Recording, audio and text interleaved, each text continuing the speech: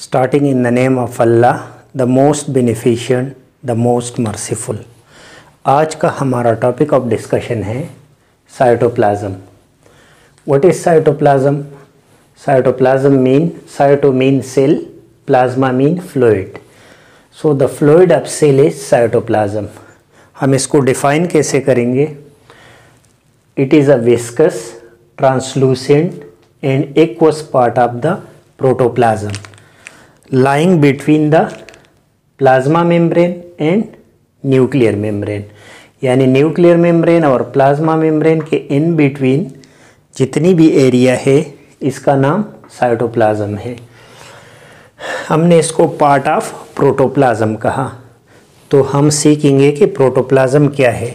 Nucleoplasm plus cytoplasm is known as cytoplasm and nucleoplasm combinedly known as protoplasm।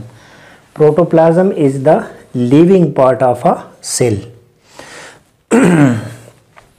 इसके parts कौन कौन से हैं? साइटोप्लाज्म के 4 पार्ट्स है। Number 1 cytosol, number 2 insoluble part, number 3 organelles, number 4 cytoskeleton. हम बारी बारी एक एक को पढ़ते हैं। What is cytosol? Cytosol is the soluble part of the cytoplasm. Cytoplasm का जो सॉल्यूशन पार्ट है उसको साइटोसोल कहेंगे। साइटोसोल के अंदर 2 चीज़ें हैं। Number 1 water, number 2 biomolecules. Water कितने हैं? Water is almost 90% of the cytoplasm, while the remaining 10% is biomolecules। अब अगर ये बायोमॉलिक्यूल्स छोटे छोटे हो और प्रॉपरली सॉल्युबल हो तो हम इसको ट्रू सॉल्यूशन कहेंगे, और अगर यही मॉलिक्यूल लार्ज हो जो प्रॉपरली सॉल्युबल न हो तो हम उसको कोलाइडल सॉल्यूशन कहेंगे। इसका लुक सस्पेंशन लाइक होगा।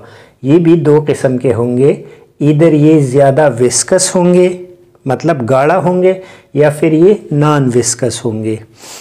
अगर ये विस्कस है तो हम इसको जेल कहेंगे, क्योंकि विस्कस क्या होता है? जेली लाइक, तो हम इसको जेल कहेंगे। और अगर नॉन विस्कस है तो ये फिर सॉल्यूशन है।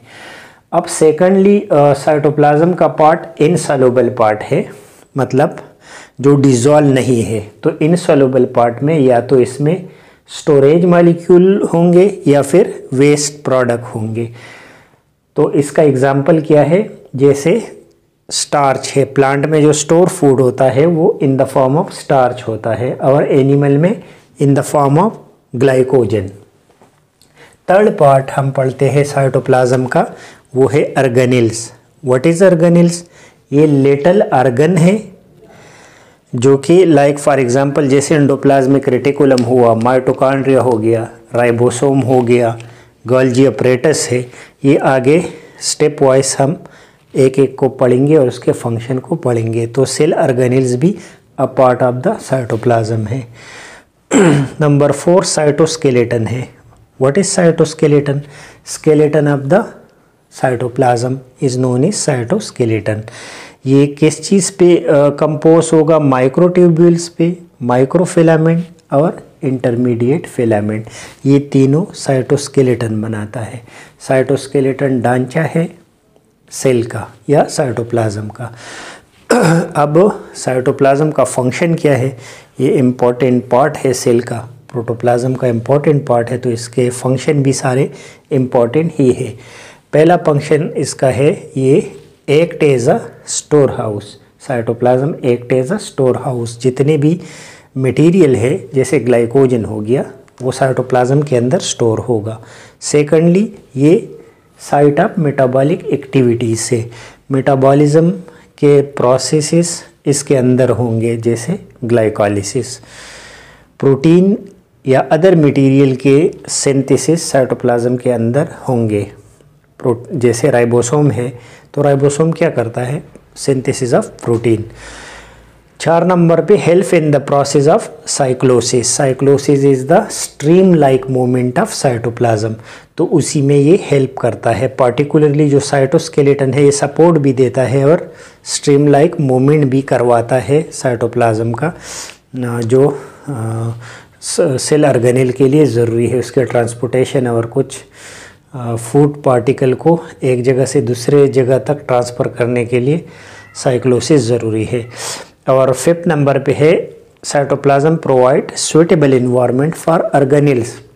ऑर्गेनेल्स के लिए जो प्रॉपर इन्वायरमेंट है जहाँ पे वो न ज़्यादा ड्राई है और ठीक अपने फंक्शन परफॉर्म कर रहे हैं, तो किस वजह से? साइटोप्लाज्म की वजह से।